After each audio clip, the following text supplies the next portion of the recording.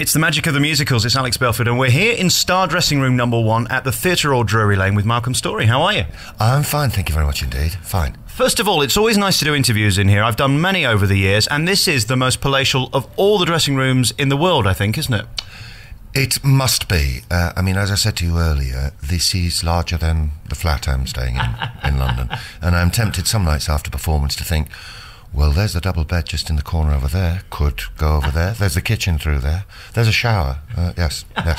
It's quite an embarrassment in one way, anyway, as well. This really is a temple of show business. When I ever do interviews here or come to see anything here, you're just buying into the whole heritage of it. You've really made it when you're here, haven't you? I suppose so, yes. I think I'm more overawed by the experience of the piece itself, of Lord of the Rings, which again briefly was talked of before this interview, of it being neither placed as a musical, a play with music.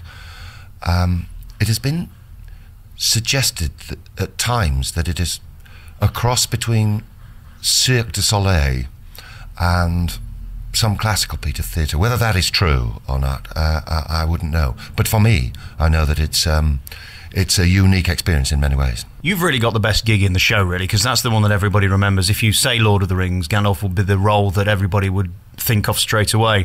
How thrilled were you when that call came in that you got it? Because presumably there's a lot of people up for it, although there probably aren't that many people who could do it.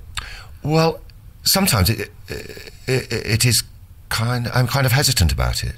In all the cliches that followed having the role, how do you do a massive piece like that as a musical?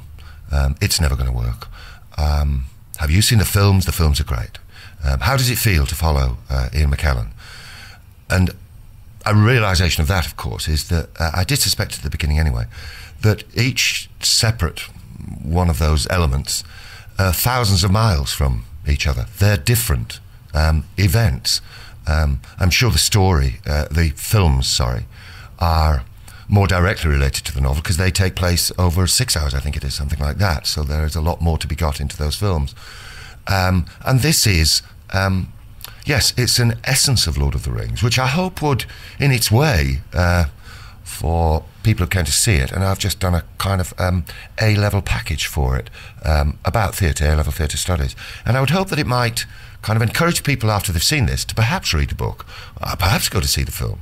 So it's kind of not the ultimate, not the definitive, and as you pointed out very, very early on in the interview, that it's just full of technical amazement, wonder. I do rather like the statement that was made, if one can come to see the show with an open mind and hopefully be astonished.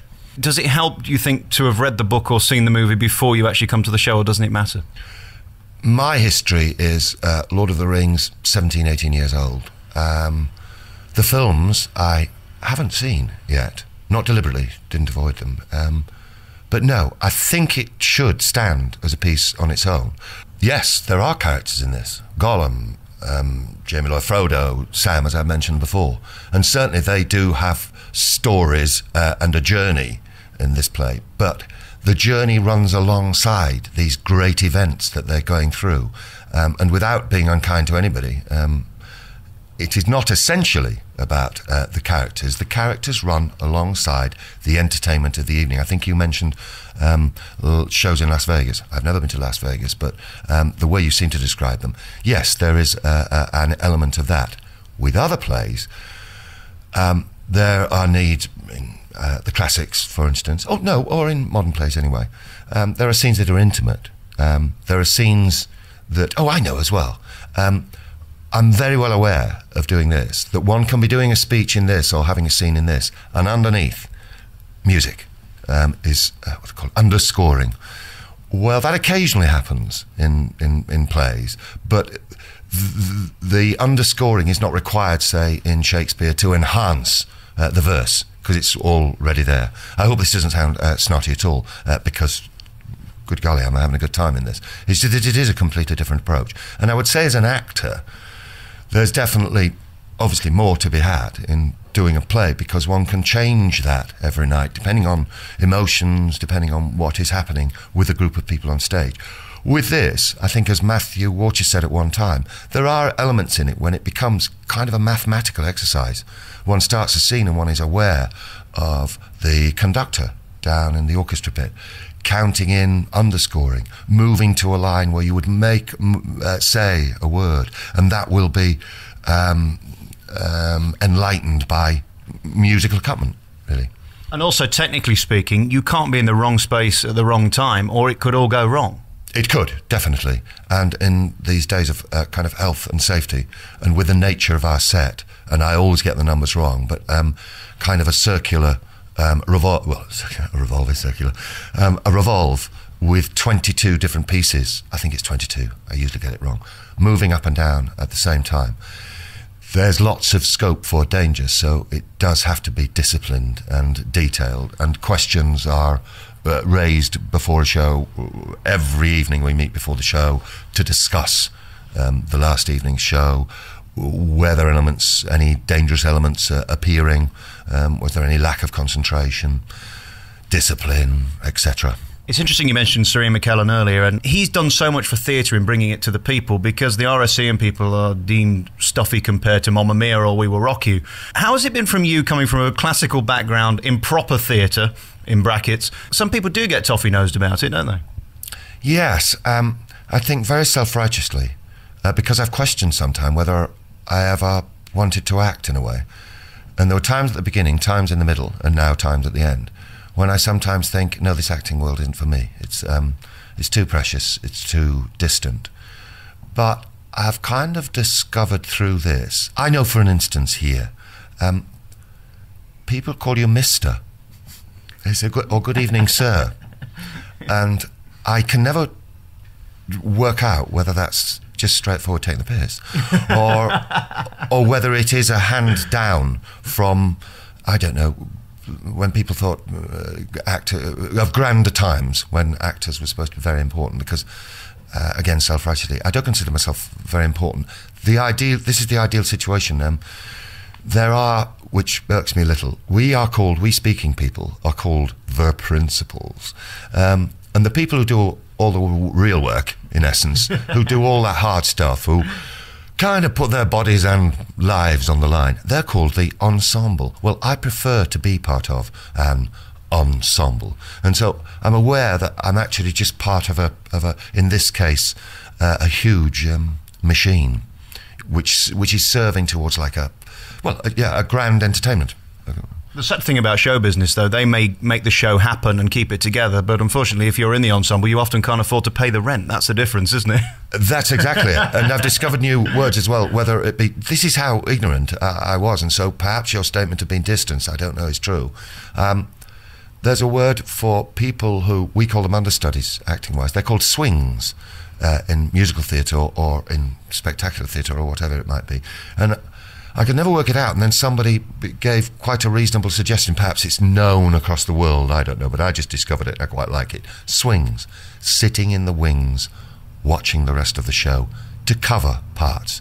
They cover, people will cover 4 or 5 different, they're called tracks, so that will be 4 or 5, I believe, different dances, 4 or 5 different fights, and characters they play as well, and they somersault, and they walk on stilts. Why should I feel something special? And again, they must be waiting for you to have a cough or sneeze so that they can go on and do your part. That must be their dream, is it? Well, yeah, as well. What is rather strange as well is, again, which is sadly, it's verging on the, well, in my day, but I've never been in a situation whereby you actually book a holiday as well, because it's form for somebody to cover for you. It's form to have 2 covers, in fact. And it does make sense in this kind of theatre if one is injured. But yes, it's totally different. Certainly in theatre in dramatic play-like theatre, one does have understudies. But therefore, when you are ill, But actually, in this kind of theatre, you can take a holiday. If you can book it in time, because usually the dates are taken up, you know. It is a fantastic show. I don't really know how to do it justice. I don't think it will be for everybody, because there are some people who like to come to the theatre. For example, Mamma Mia is not the greatest show in the world. It is not the best song show in the world. It is not the most technically brilliant show in the world, but it sells out every night. It's the #1 show in the world, and people seem to love it and go back. This is a show where you need to actually come in with your brain, really, and take it in and enjoy it and be part of the show. Do you know what I mean by that? I know exactly what you mean. The essence of it is at the beginning, which when I first read the script, actors in audience saying good evening, hello, pre-show as it's called. I was very kind of because I've been part of one of those before, and it's never kind of really worked for me. That's perhaps my problem. In this case, it does tend to work. I mean, there's an interval, a pause between Act 2 and Act 3 as well, where the audience is invaded by orcs, which when one reads it in a script page, thinks, steady, steady. One listens to it during a show, and it works. I'm not saying it's a certain kind of people who will come and see this show, because I think people who, again, like plays, like classical theatre, like opera, like ballet, I think it's worth a viewing. That's not a selling point. It's just worth a viewing, because I think it must be a rare experience, unless, of course, people have, as you suggested earlier, experienced the Las Vegas trip. I haven't, so I couldn't compare. But I would suggest, yeah, that it is worth seeing. And that's certainly what they do in the Cirque du Soleil. They start the show as you're sitting down, and that's the idea of it, that it doesn't start and it doesn't end. Yes. You're just part of it. Yes, and what is great in this particular instance is that it isn't that terrible thing of you will join in as an audience. You have to join in. I am going to embarrass you. That's what I always feel when you suddenly see audience participation. The shoulders tend to rise, I freeze up. But this doesn't do that. This says kind of join in if you want to. And since the stage is projected, I don't know, a third of the way into the auditorium, it does kind of say, well, come on in, have a taste. I think certainly as a production piece, it is the biggest in the West End that I've certainly seen. In its day, The Lion King was enormous and still does big business and is a tremendous show to see, but the spectacle of this is just enormous, as you say, and it begins before you even see the curtain go up, which is tremendous. Come and see it. It's on at the Theatre Royal, Drury Lane. It's called Lord of the Rings. And Malcolm, thank you very much for talking to me. It's been a real pleasure. Thank you.